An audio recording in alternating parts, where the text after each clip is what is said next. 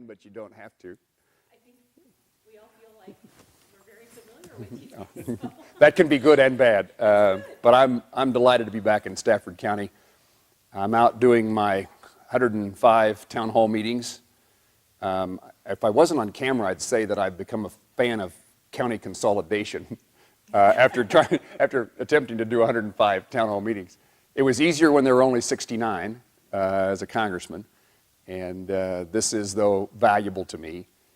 And the things I hear and help me prioritize what, there's thousands of things you could be involved in Washington, D.C., and I want to make sure that I'm doing the ones that the folks who hired me to represent them hope to be paying the most attention to those things.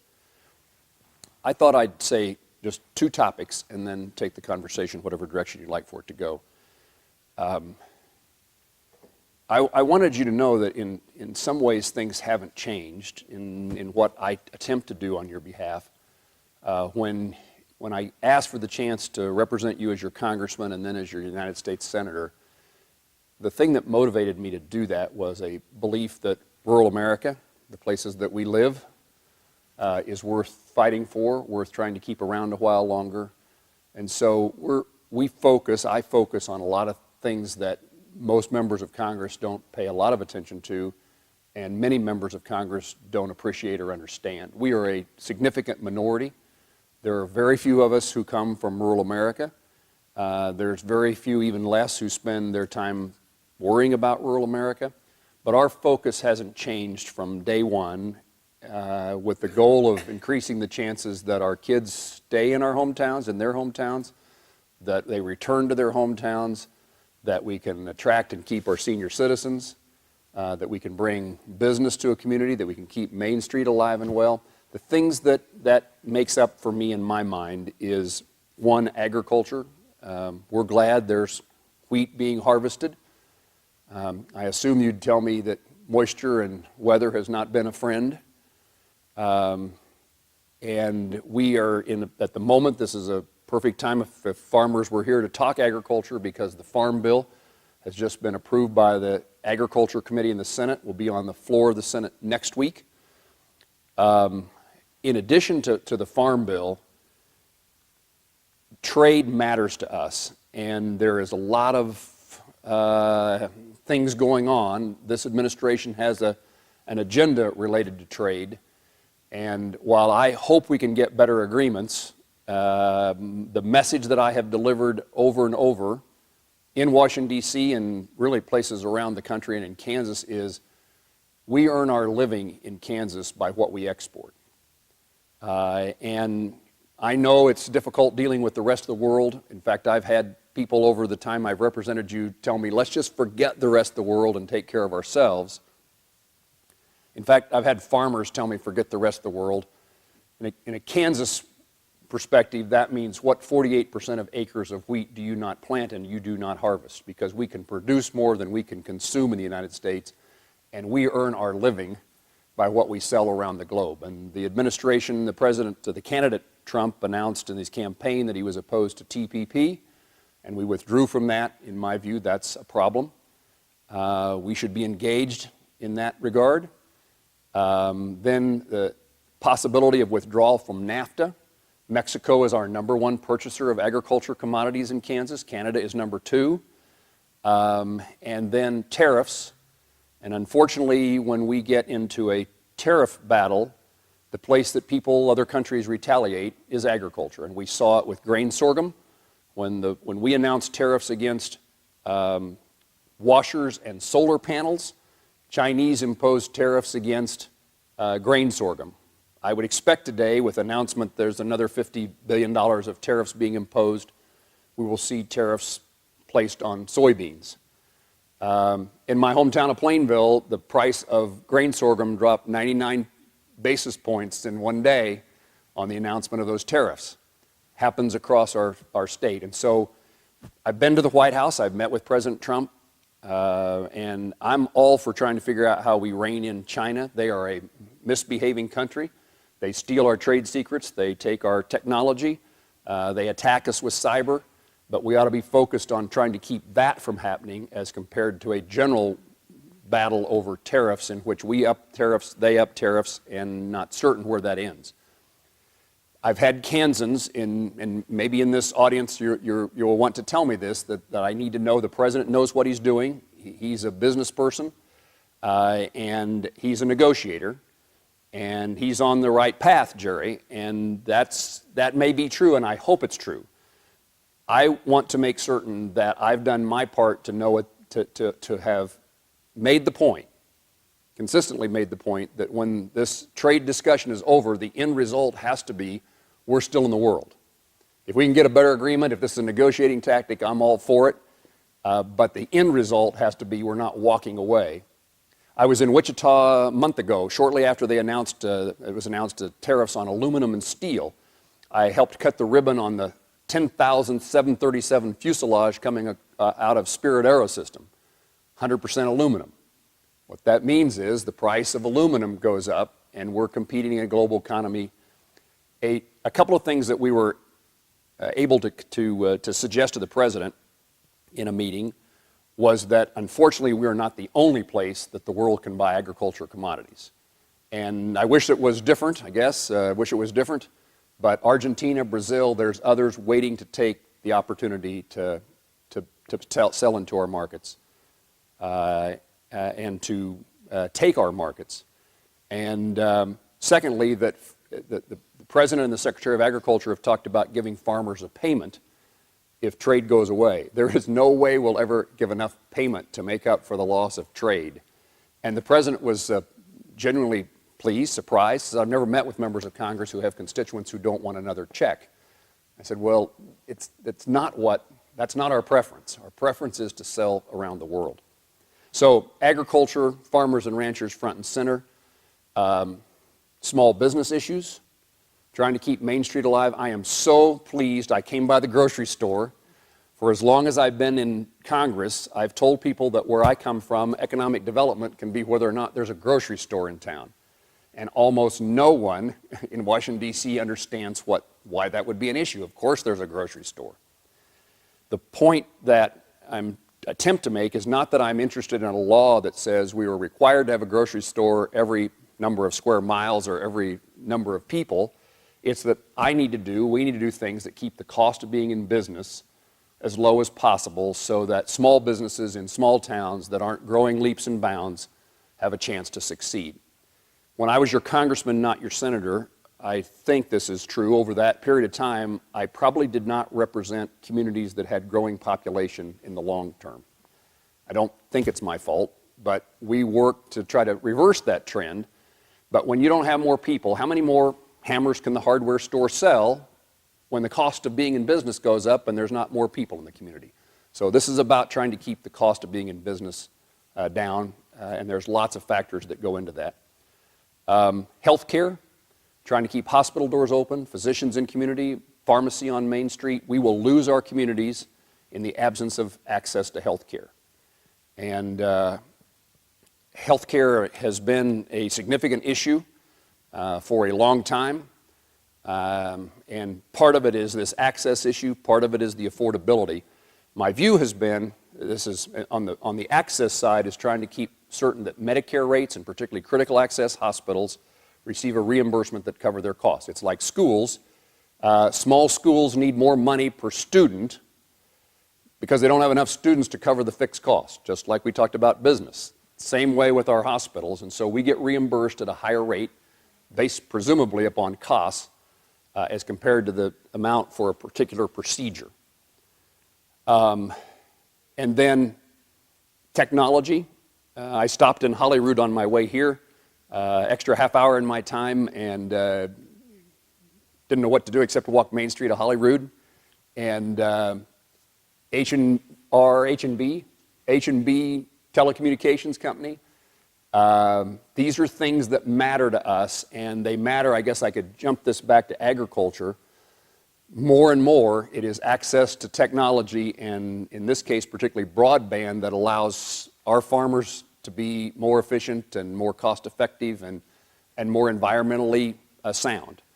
So we have a close working relationship with the FCC and with the Rural Utilities Service in the Department of Agriculture.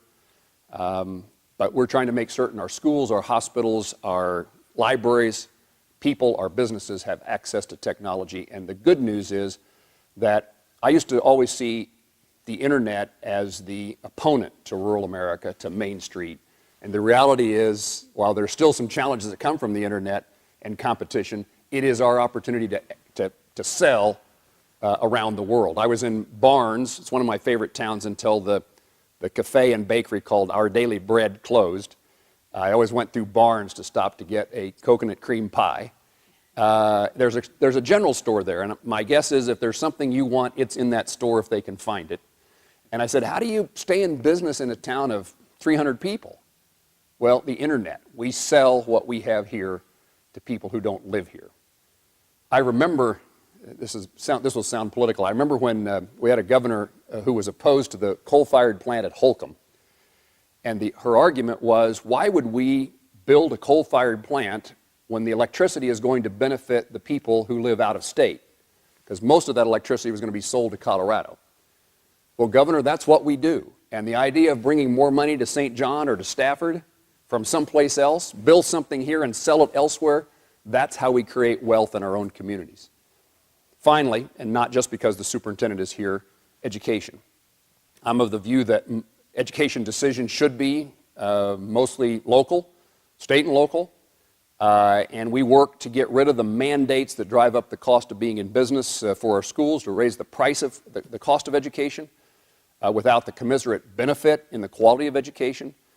On the other hand, for those mandates that make sense and are not going away, like IDEA, special education, we work to make sure the federal government does a better job of keeping its commitment, which it's performed poorly on to date. Example of trying to get rid of things, No Child Left Behind was something I never supported, voted against. I want curriculum and assessments to be decided here. Rob, my wife, for most of the time we lived in Hayes, played the piano. She was the accompanist at Hayes High School. She would tell me No Child Left Behind diminished the focus on art and music, and she thought that was a bad thing, and she's my wife, and I agree with her. I've always worried about vocational and technical education. We cannot afford, in the places we come from, for us to only focus on certain subjects to the detriment of others. And our career education, this is the most likely way that we keep and bring back young families to our communities, is those who have a career path, a career education. And we've got to get rid of this idea for our students to be a success that they have to go away to school or they've got to be something that we don't have in our town. And so we'll work to try to make certain that we pay for the things we require of your school district so that they don't have to pass the costs on to the property taxpayers. And we'll try to get rid of the things that don't really make a lot of sense and really aren't our business. That's number one. Number two is this. I'm not a veteran. I graduated from high school in 1972. Vietnam War coming to an end. As a 16, 17-year-old kid, the Vietnam War influenced the way I looked at the world. One of the things I saw is when our servicemen and women returned from Vietnam, they were poorly treated, disrespectfully or ignored. Ignored at best, disrespectfully too often. And I always thought, I'm going to do whatever I can, never expecting to be a United States Senator, but I'll do what I can as a citizen to make sure that we honor those who served. Since I've been elected to Congress, I've been a member of the Veterans Committee, and for the last 2 years, in addition, chaired the committee that funds the Department of Veterans Affairs. When I was your congressman, I represented a congressional district larger than the state of Illinois. There is no VA hospital here. So we worked to get the VA to open up outpatient clinics so that veterans could access care closer to home, particularly routine care. In your case, there's an outpatient clinic in Hutchinson, but we were successful in Salina, in Hayes. There's one in Liberal, Dodge City. We tried to get one in Goodland. It ended up in Burlington, Colorado. But my point was always, if you're a 93-year-old World War II veteran in Atwood, Kansas, how do you get to Wichita or Denver? So we opened up the outpatient clinics, but I could say the same thing if you're a 93-year-old World War II veteran in Atwood, how do you get to Hayes or Burlington, Colorado? And so the goal has been to bring the services where veterans actually live. And we have, the House and Senate have passed, the President signed a week ago, something called the Mission Act. It replaces what we've traditionally called choice. We created choice about 4 years ago. It hasn't worked very well because, in my view, the VA didn't want it to work very well. They wanted to keep veterans within the big hospital, red brick buildings in big cities.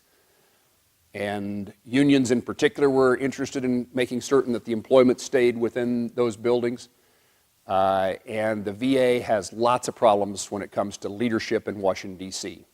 Many veterans, including people in Stafford County, will tell me how wonderful the VA has been to them and what great quality of service they received in Wichita or Topeka or Leavenworth. That is wonderful, and I hope it happens all the time. But there are still too many veterans who slip through the cracks. And so what we created with Choice is that if you live more than 40 miles from a VA facility, or if it takes the VA more than 30 days to provide the service, then you at your choice could have it done someplace else, especially at home. The VA implemented that in a very difficult way, and many veterans who tried to get enrolled struggled with it. Our providers didn't get paid. It just was kind of one thing after. My hometown example is Larry, who's a Vietnam veteran from, he's actually from Natoma, but I always see him in Plainville, called to tell me, Jerry, I used to tell people he told me he wanted a colonoscopy, and people told me that can't be true. So he must have said he needed a colonoscopy. And he called to tell me that I called the Wichita VA. I talked to the folks down there, and I said, I'd like to have my colonoscopy done here at home. And the VA folks said, sir, I'm sorry, you don't qualify for that because of where you live. It's within 40 miles of Hayes. Oh, no, Larry says to the VA. I've already called the VA clinic in Hayes. They don't do colonoscopies. Sir, that doesn't matter. There's still a facility within 40 miles. That's the kind of stuff that we've had with this program. There's a number of changes, including your critical access hospitals now get reimbursed at critical access hospital rates instead of just general Medicare. But here's the major change, which is the key is no longer, the qualifications are no longer 40 miles, 30 days. It is what is in the best interest of the veteran. And that, I hope, if we stay on the VA, can be implemented in a way that makes it much simpler for people who decide they want to do something at home. And it is useful to Stafford County, it's useful to rural America to have our veterans use this program. It helps strengthen our healthcare delivery system because as our schools need students, our hospitals need patients, our pharmacy needs customers, our physicians need patients as well. And so the more dollars we spend at home, it strengthens the healthcare delivery system for all of us. The point of all this is there is a program that is being implemented now. It will take a bit of time to get up and running. But if there is a way that I or my staff can be of help to you or any veteran you know, please let us know, put us to work. The VA testified after we passed Choice that the veterans don't like this program and don't want this program. I don't want the Department of Veterans Affairs to turn out to be right. And my view is that lacks total common sense. And if they don't want it, it's because they've tried it and it's been such a mess to get the access. My dad is no longer living, but my dad lived until 98, a World War II veteran, never used the VA. My mom and dad going from Plainville to Wichita would have been a major undertaking. The traffic once they got to Wichita would have been disturbing to them, and the blue and yellow lines that you follow around in the VA hospital to find the office that you're supposed to go to, they would have given up. My dad never used the VA healthcare system, but if he could have seen his hometown doctor, he might have done that, although my dad always said, I'm not going to a doctor, they'll find something wrong with me. So, if we can help, that's what we're here for, and I'd be glad to take the conversation. I usually try to leave 2 or 3 minutes for questions, and I've left more than that. What can we talk about? Yes, ma'am. The Farm Bill, the Senate passed, and it's going to, I guess, the committee, right? And Committee. now it's going to go to the full Senate. And I noticed that they have a hemp, industrial hemp portion to it. Can you tell me anything about that? The reason I ask is that the Kansas legislature passed a hemp bill. But it's to do research. It's not to say, okay, right now we're going to jump into it. So I just wonder what the federal counterpart might. The provision, I think the basic core of the provision in the Farm Bill is it would make it legal for hemp to be grown and make that possible across states. The argument has been hemp is not marijuana. The argument is there is opportunities for hemp to be used in industrial processes and it provides one more crop that can be grown in places that are struggling. I'm a supporter of that provision, and my expectation is that it will stay in the Farm Bill, certainly through the Senate. I wouldn't be surprised, but through the House, and be sent to the President. So once we get a Farm Bill done, I think it will eliminate the federal restriction on the growing of hemp. I've not heard from law enforcement on this issue. Again, I think these things are totally different, but somehow over time they've gotten lumped together. And if we're going to survive in agriculture diversity, if there's a market for hemp, this doesn't change my views about growing marijuana, or I don't want Kansas to become Colorado in the recreational sense, but this seems okay to me. Interesting, this question comes up every once in a while. There is an interest. There is, and I'm on the Ag Committee in Topeka, and there's a lot of people that want it, yeah. So. I had calls about, I don't know what the word is, but like people who had Parkinson's who were looking for the oil. CBD oil.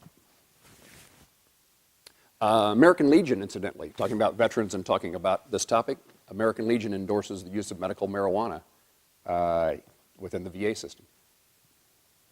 The attitude is changing, at least on the medical side. Maybe elsewhere. Yes, sir. You look like you had something to say. Is the Farm Bill going to be, when it passes, quite a bit like what it's been in the past? The Senate committee has approved a farm bill that is generally considered status quo. It's very similar to what we have today. The House has been unable, the House committee passed a farm bill, but the House floor has been unable to pass a farm bill. Theirs has greater differences, although most of their arguments is about food stamps, what's now called SNAP, so the nutrition programs. 80% of the farm bill is nutrition programs, 20% of the farm bill is farm programs. It's still called a farm bill, but most of the money is spent elsewhere. And that's become a political point, a divisive point in the House in particular.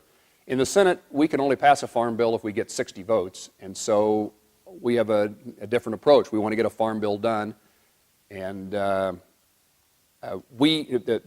ARC, for example, one of the things that we've been working on is to try to change the safety net programs, ARC in particular, and the ability for farmers only to choose which program they go into once during the life of the farm bill. Those things, I'm not on the Ag Committee, I'm on the Ag Appropriations Committee. Two senators from one state from the same party can't serve on the same committee, so Senator Roberts is the chairman of the Ag Committee. But one of the things we've been working to change is a more frequent election, the disparity between what a farmer gets who farms, particularly from one county to the next, in that safety net, and the timeliness. Today, if you need help from the farm programs because of low commodity prices, and it takes a year before the financial help comes, which is often pretty darn late for farmers who, many of them, still hang on by a thread. But I would describe the bill that will be on the Senate floor as pretty much like what has been there before. And the issues will be debated on the floor. There will be amendments offered. One of the places that's always attacked is crop insurance. So I'll have a number of my colleagues who think we should get out of the crop insurance business, or we ought to limit it. We ought to provide it only to the smallest farmers or the lowest income farmers. We will have to fight off a number of amendments as there'll be attempts to make it significantly different than it is today.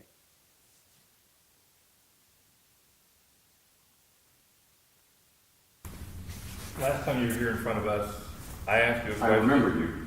I asked you a question about your stance on hearings for President Obama's Supreme Court nominee, and you said that you felt they should be held. Mm-hmm. A week later in Washington, D.C., you completely changed that statement. Why? I wouldn't describe it the way that you described it. What I said is that I was satisfied I didn't need a hearing for me to decide, but what I attempted to tell you and what I still believe and what I believed then, you're smiling at me, is that the process ought to work. That's not what you said in Washington, though. Your statement in Washington was the exact opposite of what you said here in this room. Well, I hope not, and I don't think so.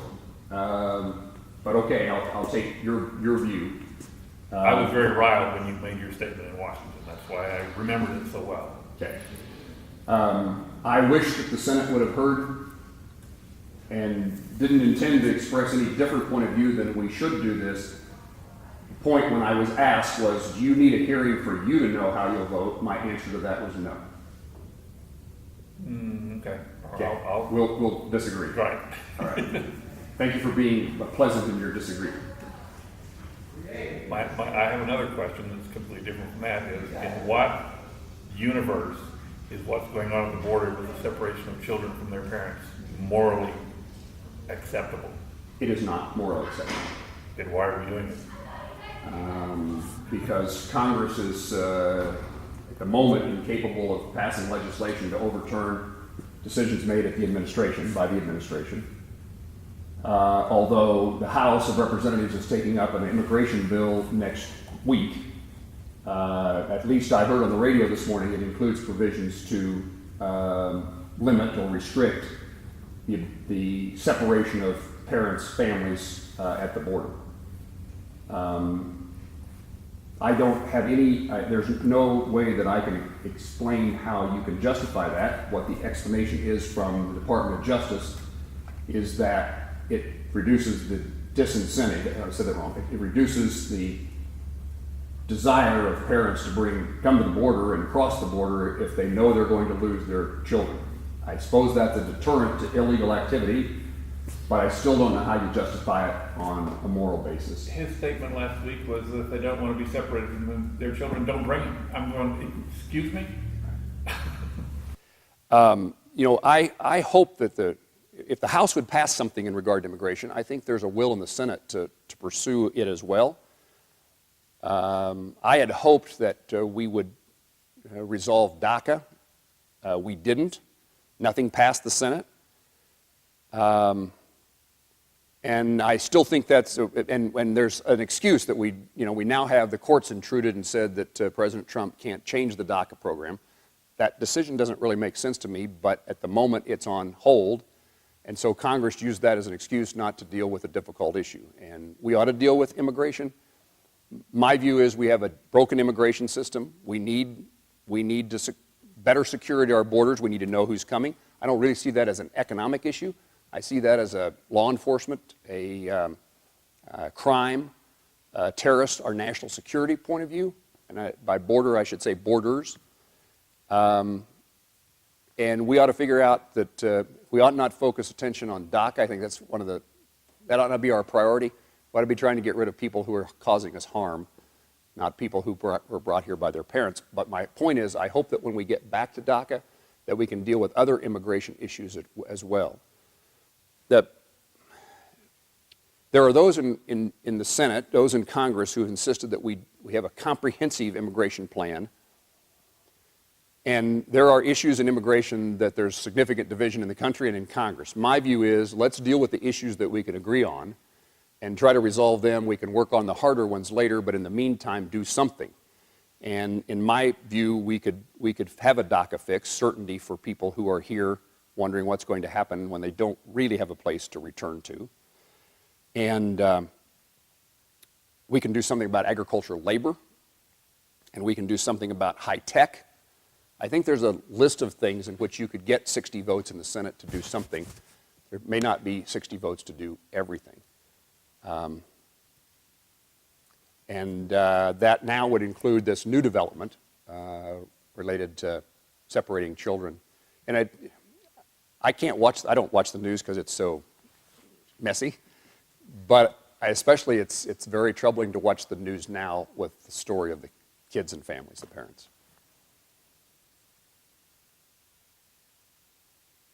Sometimes I'll give you the chance to disagree with me. Sometimes Kansans will tell me that we ought not really allow immigration. If companies in the United States paid more money, Americans would do those jobs. And I don't know, you can ask your feed yard operators here in this county if they think that if they paid more money, that there would be our kids and grandkids who would take these jobs? I think the answer is probably not. We don't raise our kids to do that.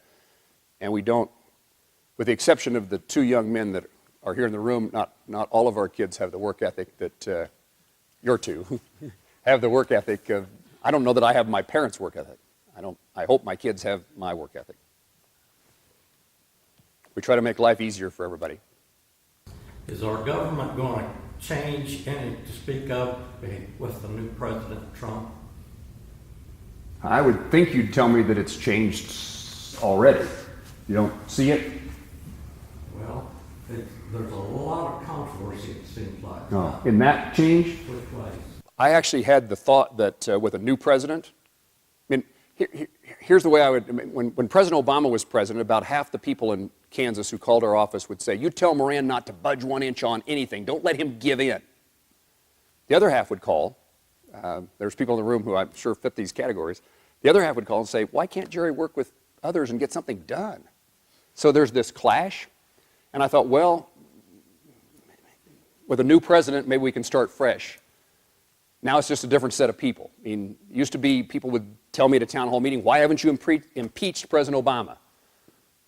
Now you'll, not necessarily in Stafford County, but in other counties you'll go have a town hall meeting and why haven't you impeached President Trump? And it's like, we can't seem to have an election and then use the next 4 years to work together, and if we don't like the candidate that won, then we have a chance 4 years from now to replace them. We want to have the fight year in and year out. I would tell you that I think the Senate in particular, but maybe Congress, the Senate is more cooperative than what you see on television, or what you hear in the news, because the way to get on the news is to have a fight. To say ridiculous things, that's what gets reported. Most politicians want to be in the news, and so have a fight. But really, while we struggle with the big issues, the day-to-day kind of governing, there's a real desire on all issues to try to find common ground. And I would tell you that this matters. Again, when people tell me don't budge 1 inch or work together with others and get something done, the way I look at that is there's a long line, a spectrum of issues. A narrow set of issues, there's not much room to budge. Integrity, morals, constitution, promises, and then the vast things that we deal with, we really have no choice but to find common ground. And it's particularly true for those of us, going back to rural, we are a minority. Whether the Republicans are in the majority or the Democrats are in the majority in the Congress, we are a minority. And if we don't find people to work with, our victories will be none. So again, people can tell me and my colleagues, don't you give in, and there's a few things in which you shouldn't give in, but on the vast majority of things, we've got to find people who want to work together, or there's just no ability to solve problems. The change in the time that I've been an elected official, I think, is when I started, most of the focus was on how can I help instead of who do I fight. But again, I also think that Congress reflects citizens. I mean, there's a division in the country. Not watching the news, I watch it enough to know that if I'm watching Fox, I see something different than when I watch MSNBC. And everybody picks their brand of news, and then none of us know, we just know what we know. And I grew up watching the CBS Evening News with Walter Cronkite, and at the end of his program he said, now that's just the way it is. I believed him. When he retired, I discovered he was pretty liberal in his views, but I never knew that as a viewer of the newscast. The news was delivered, I think, without the slant that we have today, and I think it pulls us apart. The internet, people, even in disagreement, I've never had a bad experience with people. Kansans are respectful people. Social media is a totally different thing. You say, and I have a new explanation for, I don't look at my Facebook comments, but I have a new explanation for what I think they sometimes say. It's the Russians. They're doing this to divide us. Yes, sir? No? I should quit walking around for the benefit of the camera? Sorry. Carolyn?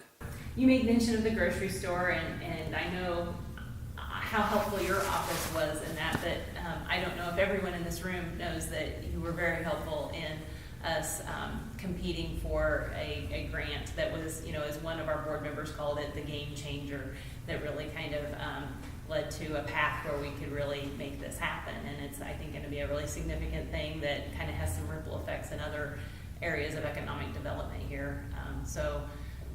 Thank you very much for that. And if you're interested, we'd be glad to kind of show you. If I can come back on the day that you cut the ribbon or that the shelves are stocked, that'd be great. I often stop in grocery stores to get my lunch.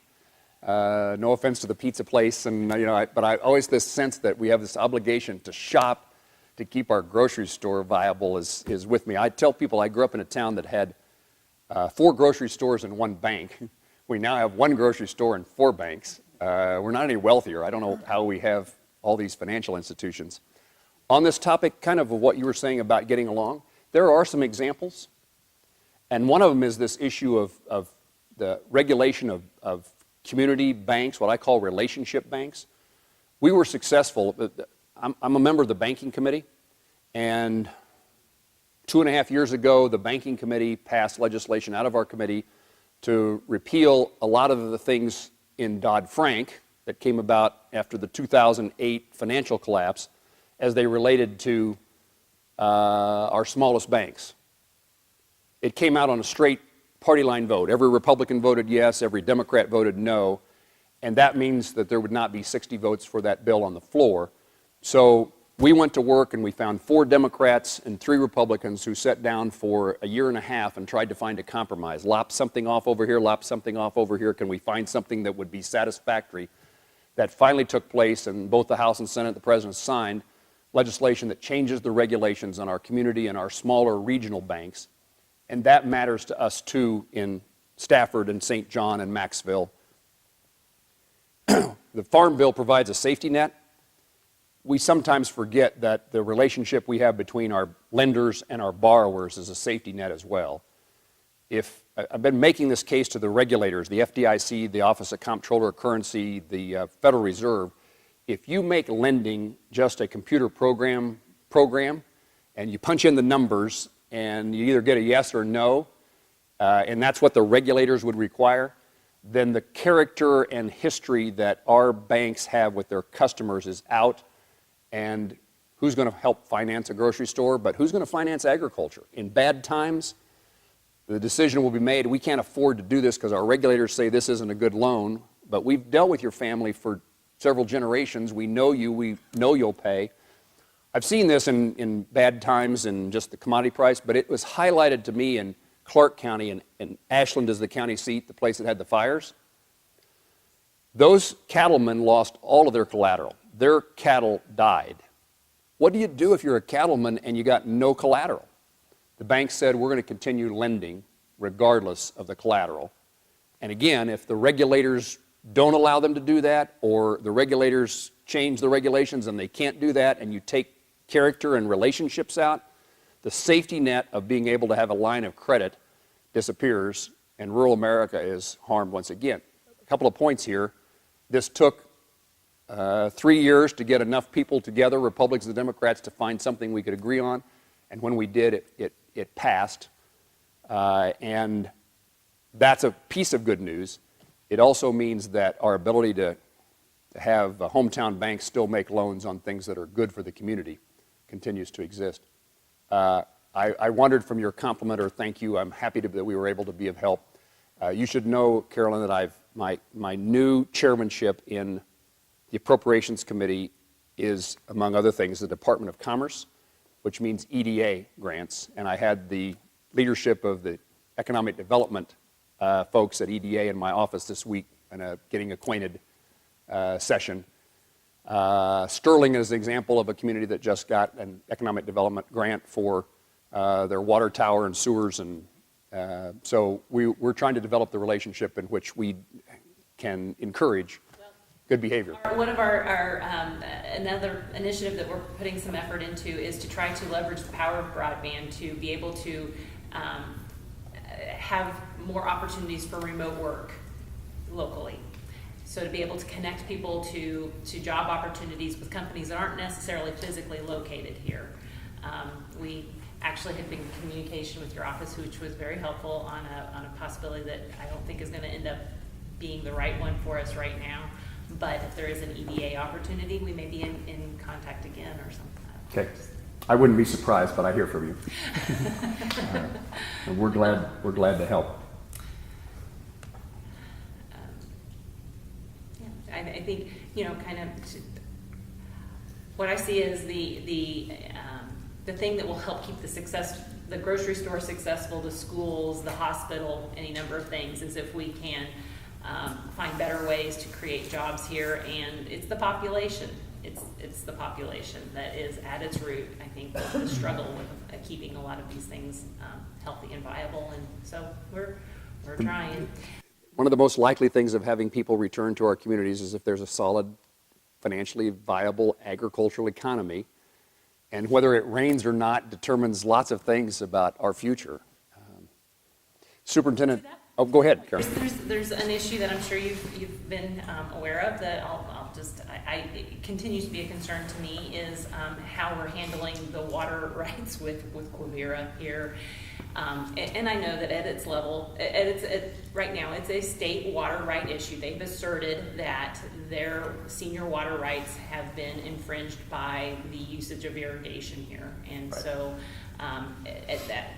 but there's a part of me that also looks at the big picture and says, if we didn't have the federal government here, which doesn't have the same oversight on how it manages the water it has, and and this isn't a water conservation issue. I think a lot of people think of this as being a water conservation issue, and we're not conserving water in this scenario. We're just taking it from irrigators and pushing it down the creek through Quivira, and it's just flowing away. This has the potential. I've kind of done the back of the envelope math. The grain production in Stafford County is 120 million. We've reduced grain production 10%. What kind of entrepreneurial business are we going to bring into Stafford County that's going to create $10 million worth of revenue in a year? So I see this as a threat, and one that we wouldn't have if we didn't have the federal government as a landowner in our backyard. We are aware of this issue. My ag staff and water staff have been at 2 or 3 meetings. We've had conversations with Water Pack. It is a state issue at the moment related to water rights, priorities. But I have no doubt but what this, because of Quivira, ends up with more Moran involvement, more federal involvement than it is at the moment. If they chose to manage things differently, we wouldn't have the water issue, I think, that we have at the local level. And that's more of a political issue, which, yes, we can, I guess that's where it is. It's a political issue at some level, too, is how I see it anyway. No, you're right. At the moment, it's a legal issue, but it will become a political issue depending upon the outcome of the legal battle. I think that's what happens. Superintendent? Just a legal issue between 2 individual parties. It's a legal issue between individual parties and federal government. That's what makes it. Is Quivira in your school district? Land? Very little. It's in Stafford County. Most of it. Stafford. Is there I should know this, is there a payment in lieu of taxes? No. So unlike Fort Riley or Fort Leavenworth, where the federal government chips in because those entities are not paying taxes, that doesn't happen at a wildlife, that's, lost the word. Wildlife of international importance.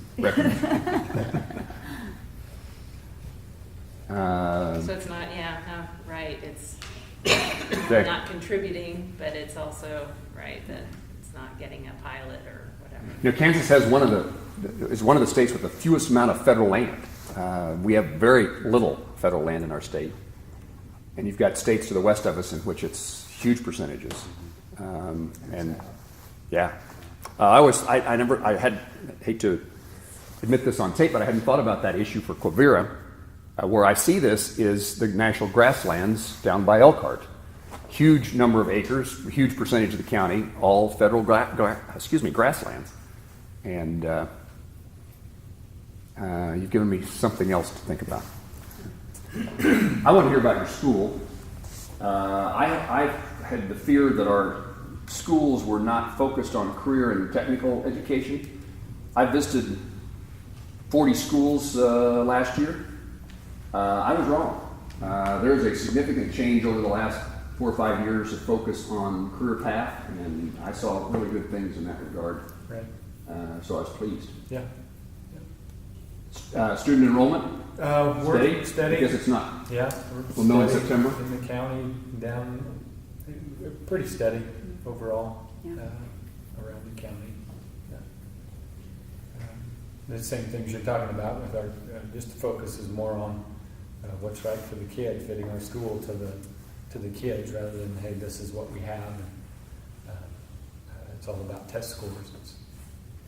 There were a number of schools who dropped in Kansas that dropped band, for example, during the focus on other things, and we lost FFA programs in schools across Kansas. You wouldn't think that. Yeah, I'm happy to talk education with you too. Let me ask you about. I left the state legislature because I got tired of education and property tax issues. I arrived in the state senate after the reappraisal and classification amendment in our Constitution, and just my whole time in Topeka was related to school finance, and It still is. it still is. Yeah, most of our education issues are more Senator Taylor's responsibility than yours, of course. But school choice, was framed as from the top, from Secretary DeVos. It seems like it's all about public education is not good enough, and the way to improve that is take our public dollars and give them to private schools. School choice, we frame it as if we can get our kids into private schools, then that's better for them, but it becomes not parents choosing schools, it's about schools choosing the kids, because our neediest kids probably don't get into those private schools. And also rural America, we have 0 private schools in our county. So that school choice argument is lost on kids and families in our county. I know you don't make those decisions, but I actually do make those decisions. well, as far as from the top, Secretary DeVos can say about- what she wants to say about this Right. topic, and she and I have had conversations about it. But I would tell you that I'm not a supporter of vouchers or the way you do. I'd hate to say I'm not in favor of people being able to choose, but I'm not in favor of a government program, particularly a federal government program. If states or local communities want to make different decisions about what they do in their education, but my view in part of what you said is most of the school districts I represent need more students themselves. And you bring a private school to the forefront and you lose 5 or 6, 7, 8 kids from the public school, there is no, instead of saying choice, I would say there is no competition. There's no opportunity for our schools to survive.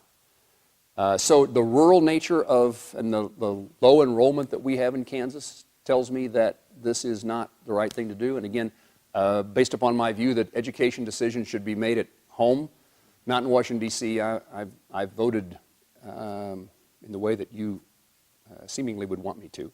And I had this conversation with Secretary DeVos, which is, one, and the reason I say I do have something to do with this is, you can't create choice. They're trying to create some pilot programs, but you can't create this program without congressional approval. So the law would have to be changed. There's not the votes to do that now, and I don't see it in the future. So, I mean, my point to the Secretary DeVos is, you talk about being for local control. Do not impose vouchers, choice on local school districts. And I told her about school districts in Kansas, yours. The first place I ever gave a graduation speech after being elected to Congress was at Pawnee Heights, which is Roselle and Burdett. And they had 11 kids in their class. Madam Secretary, our schools are so important to our community. They are supported by the people who live there. Even if you no longer have kids in school, our communities are, this is our lifeblood. And we would not be able to survive with fewer students in our public schools, we struggle to keep them available today. So don't force this upon us. And then let me tell you about Blue Valley and Olathe and Shawnee Mission. They are capable of, they love their schools too in a different way, and they're able to put money into it, and this is not the solution to the problems there. Don't force Blue Valley to make a decision. Don't force St. John to make a decision. I didn't say that well. Don't you force them to lose the ability to make a decision. Let them decide how they want to manage their schools.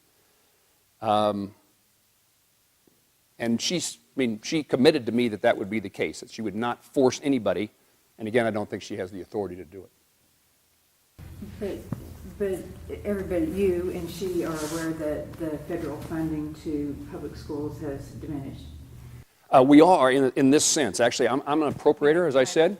Title I. Title I monies have gone up, but because Kansas didn't fund the formula, the problem is because of the gap in the years in which Kansas didn't fund their schools, then the formula punishes Kansas Title I money. So we have increased Title I money, I think, every year that I've been there. Not enough, it's like we've increased special education funding, but there's always more kids and more expense, so you don't always feel it, but it's not that, I had a superintendent, Southwest Kansas, who was telling me this, and it just made no sense to me because I vote for increased funding for Title I every year. I've seen the results, and he's telling me we're funding Title I less. It's the formula that they use. They haven't changed the formula. It's just that Kansas gets punished for in case of the formula, I try to stay out of this in a fight, but underfunding public schools. There's a lost cost. There's a cost that sometimes doesn't get seen in decisions that are made in the past. Senator, one other thing, another hot topic, I guess, for schools is that school safety. What would you like? What would you request? I'm not requesting anything. All right. What do you see as the role of the federal government in that? Congress passed the Safe Schools Act in the FY18 appropriation bill. Our committee just funded $100 million in school safety grants. So, the response, the issue of guns is a difficult one, and while nothing is resolved in regard to that issue, the steps are being taken. And my superintendent in Johnson was there at the town hall meeting to tell me, I certainly appreciate what you say about local control. And then later in the meeting, but if you could get us some money for school safety, we'd appreciate it. I understand the kind of the dichotomy there, and we're doing that. And I don't know whether schools are different in St. John or not. One of the more recent schools I visited was Salina Central. The access to Council Grove is another example. Cottonwood Falls, the access to their schools is now much narrower. The glass windows and the buzz-in. Again, that doesn't solve all the problems, but there is money that's being made available to schools across the country for purposes of greater school safety. The COPS program and the school safety officer, similar circumstances. But it is, I wish there was the simple solution. Isn't it mostly the kids that are doing the school shootings? That go to that school? You either see, I think historically, you've seen a student or somebody who was a student returning to their school. Yeah, so it's hard to police your own. You're right. When you're looking for somebody else. Well, and I hate to suggest that there's other opportunities, but if you secured schools, then what's the next building? The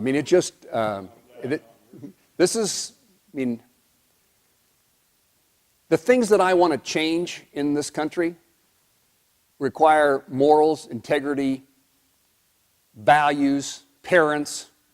It involves schools because we have too many kids who don't have that opportunity for that at home, but churches, next door neighbors. The things that you want to change, I can't pass a law and find the change, it takes people changing.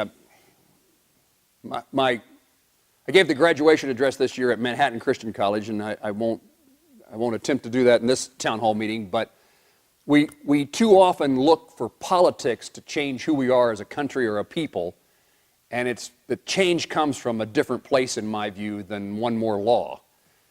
And that's something I can't force, but it's something that we can change our lives, and churches and communities and organizations could get involved in other people's lives trying to.